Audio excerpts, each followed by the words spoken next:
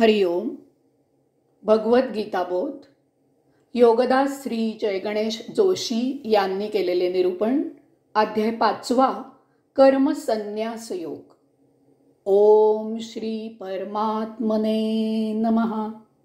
अथ पंचमोऽध्यायः. जय योगेश्वर. परमात्म्याला नमस्कार. अध्याय 5.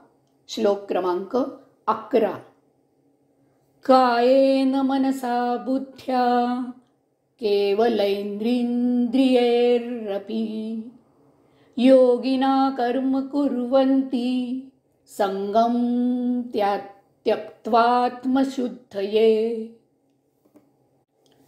योगयुक्त आसक्तीचा त्याग करून शरीर, मन, बुद्धी आणि इंद्रिय याद्वारा केवळ आत्मशुद्धीसाठीच कर्म करतात. योगयुक्त झालेला आसक्तीचा त्याग करून कर्म करत असतो. कर्म करत असताना त्याचे शरीर, मन, बुद्धी आणि इंद्रिय केवळ कर्तव्य कर्मच करत असतात.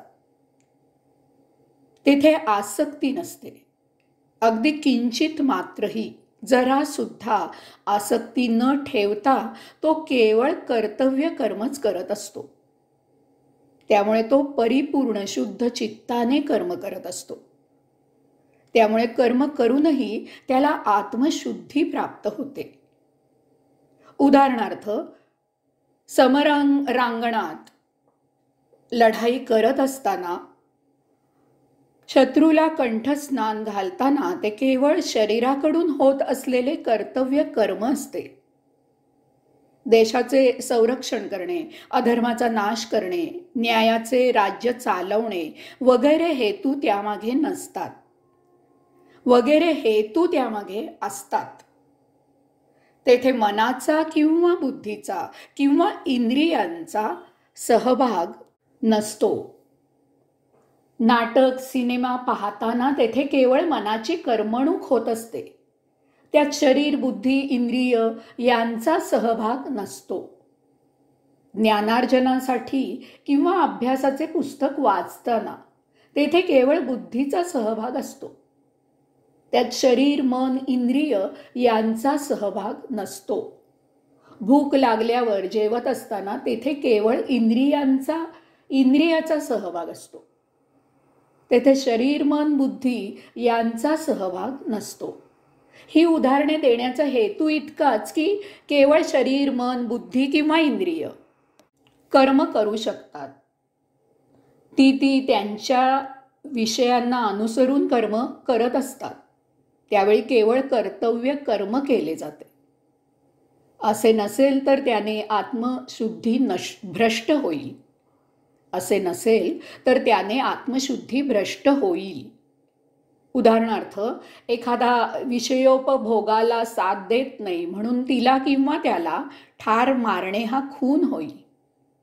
कारण त्यावेळी त्या कर्मात शरीरासह मनाचा, इंद्रियांचा, बुद्धीचा सहभाग असेल. अमुकच नटीचा किंवा नटाचा सिनेमा पाहायचा म्हणून पाहताना तेथे इंद्रियाचा, बुद्धीचा सहभाग असेल. त्यामुळे भोग निर्माण होतील. कामवासना चाळविणाऱ्या कथा वाचताना त्यात इंद्रियांचा, मनाचा सहभाग असेल. त्यामुळे भोग निर्माण होतील. भूक लागलेली नसताना अमुकच विशिष्ट पदार्थ खाताना तेथे इंद्रियांचा सहभाग असेल. त्यामुळे भोग निर्माण होतील. जेथे अहंकार निर्माण होतो, मी उफाळून येतो, तेथे आत्मशुद्धी भ्रष्ट होते. परंतु जेथे मी नसतो, केवळ प्रभू कार्य केले जाते, तेथे कर्म आत्मशुद्धीसाठी केलेले कर्म असते. समजा एखाद्याने मंदिराला दान दिले तर ते आत्मशुद्धीसाठी कर्म होईल. परंतु जर त्याने त्या दानाचे भांडवल केले, त्याग जपून ठेवला, त्या दान केल्याची शेखी मिरवली, तर त्याने आत्मशुद्धी भ्रष्ट होईल. यास्तव योगयुक्त आसक्तीचा त्याग करून केवळ आत्मशुद्धीसाठीच कर्म करत असतात. हरिओम.